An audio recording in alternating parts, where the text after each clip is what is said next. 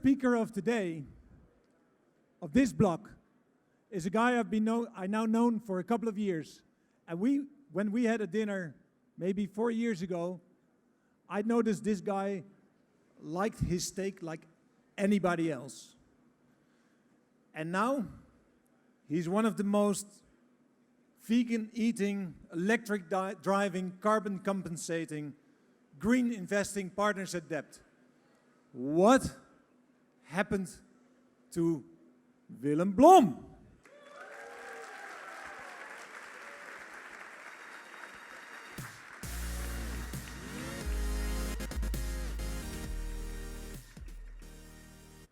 Hi, welcome to the circus stage. This is my mom's family in the 1950s. Look, that's my mom over there. Our grandparents just came out of a world war in which hunger was a fact of daily life. They wanted to rebuild our country and nourish their children, like my mom. Their diets consisted mainly of locally sourced products, like vegetables, potatoes, and bread. And in order to satisfy the protein needs of children, like my mom, governments decided to heavily subsidize factory farming. Well, a lot of things have changed during mom's life. Color television was replaced by Netflix and YouTube. We started to use mobile phones instead of landlines. And our diets have drastically changed too. Fast food chains were introduced, all-you-can-eat restaurants, and food delivery platforms. We started to lose track where our food came from.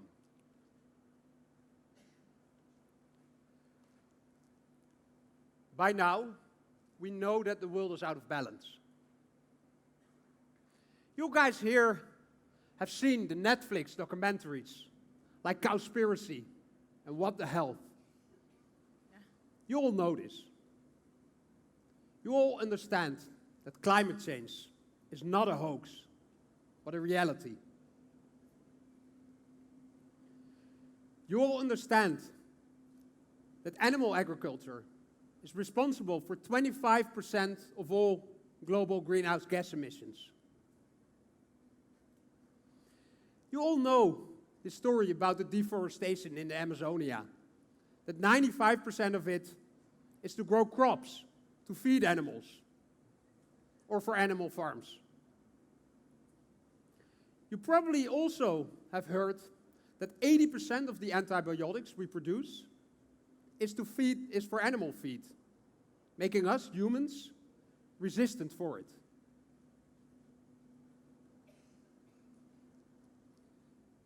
You all realize that in order to satisfy human appetites for meat and dairy consumption, we kill 3 billion animals a day.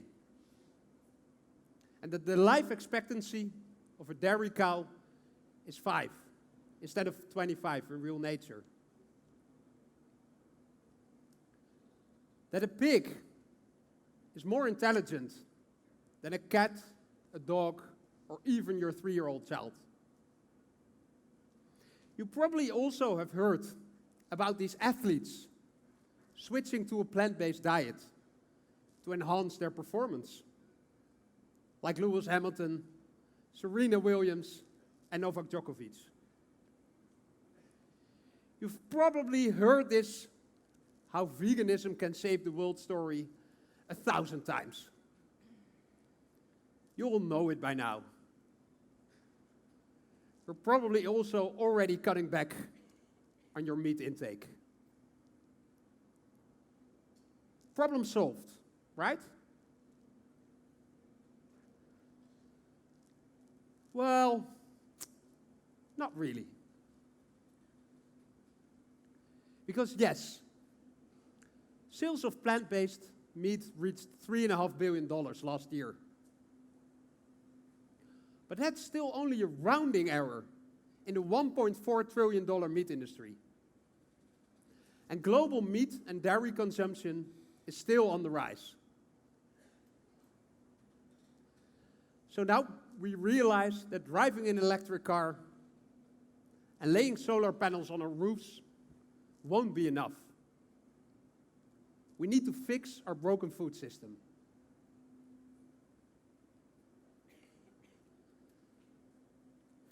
I turned vegan about 3 years ago. And having grown up on a diet heavy in meat and dairy, that was a pretty bold move for me. But then I looked in the mirror and I saw that I am bold. So I thought, I can do this. Sorry, that's a Willem joke. And I started to realize that leaving meat off my plate isn't a sign of weakness, but of strength. But I also realized that most of you don't want to be told what not to eat. So good storytelling is therefore key, and a challenge for us, marketeers and digital natives here.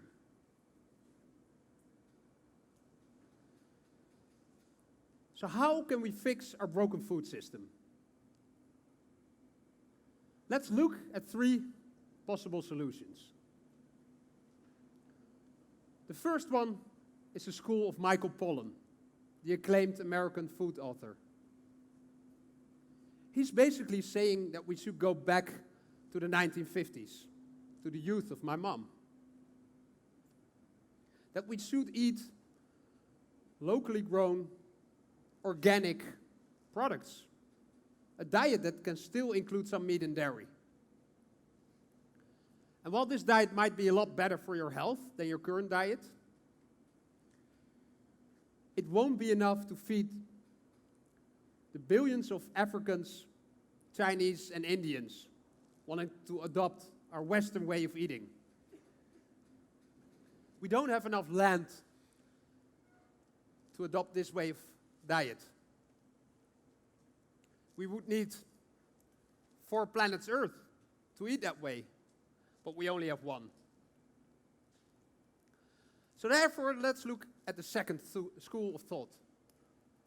The one proposed by Ethan and Pat Brown. Ethan and Pat Brown invented the Beyond Burger and the Impossible Burger. These fellas made plant-based food cool. Take the Beyond Burger, for example. Don't worry, we'll serve you one today. So this afternoon you can try it out for yourself, how good it is. The Beyond Burger had the most successful stock introductions since the dot-com crisis. They teamed up with KFC to develop a chicken successor. And there's a good chance that if you go to your local supermarket, the Beyond Burger is already sold out. And then the Impossible Burger. It won the acclaimed Best Innovation of the Year award at the Consumer Electronics Show.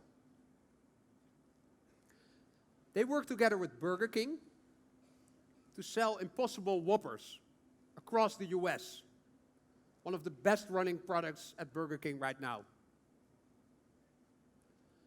So critics might say, well, Willem, this is still fast food, so maybe it's not the healthiest choice to make. That's true. But looking at it from an environmental perspective, it uses 99% less water and emits 90% less carbon. These guys truly are the Tesla of fast food. And then the third school of thought, which sees food as the new technology.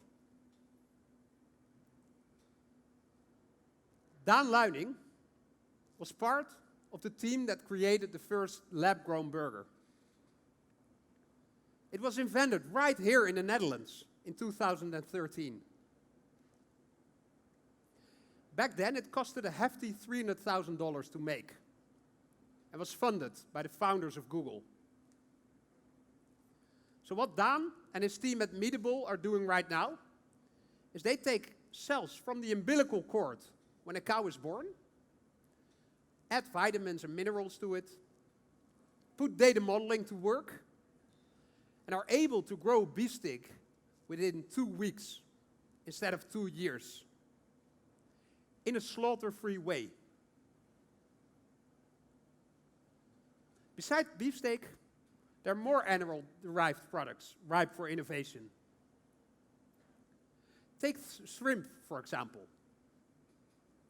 Right now, shrimps are grown in farms and thrive best in sewage water and blood from slaughterhouses. Shrimps need to be bleached because they have dark stains on them. They then go through an antibiotics bath to get rid of all the germs. And they are then being injected with hormones because we like our shrimps to be big. Well, there's a company in Singapore called Siok Meats that aims to disrupt this backward system of how we currently grow shrimps. Siok Meats was the first food tech company allowed into Y Combinator, the birthplace of Airbnb and Dropbox.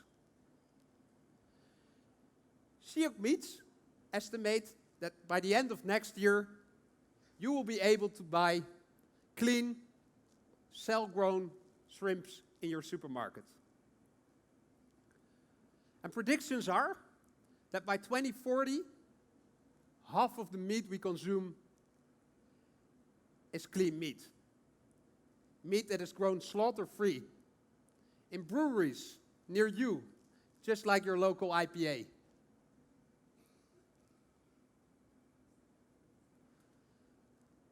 So looking at these food disruptors, like Pat and Ethan Brown, Dan Luining, and the founders of Siok Meat,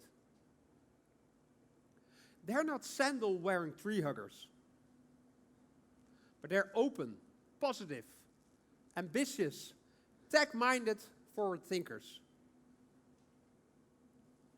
Now that I come to think of it,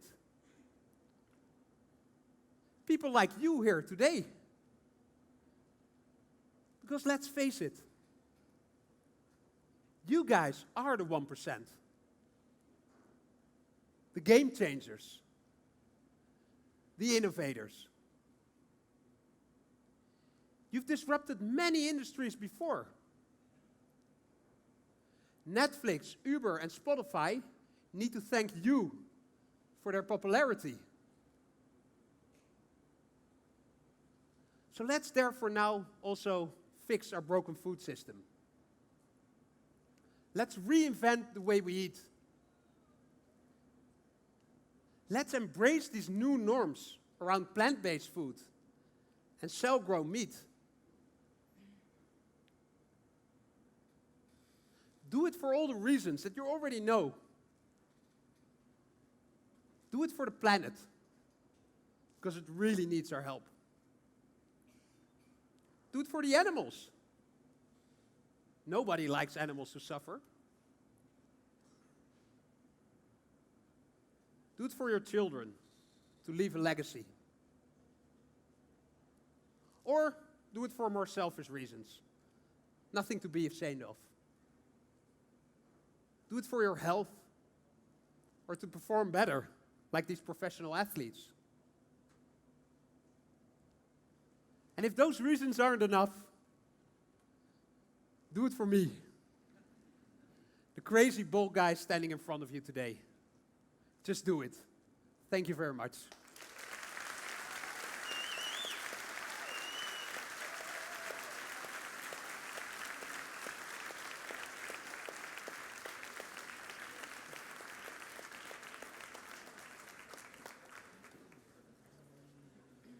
Wow. That's really, really powerful. Willem, I have to ask you one thing. Do you yourself put your money where your mouth is, and do you also invest in this? Very good question, yes. So besides my role as head of data at DEPT, I'm also an impact investor, and I invest in both plant-based and clean meat companies. And yeah, it's something that I indeed do. I think we should definitely put our money where our mouth is. Okay. So ladies and gentlemen, please give a very big hand to our guy, Willem Blom. Wow.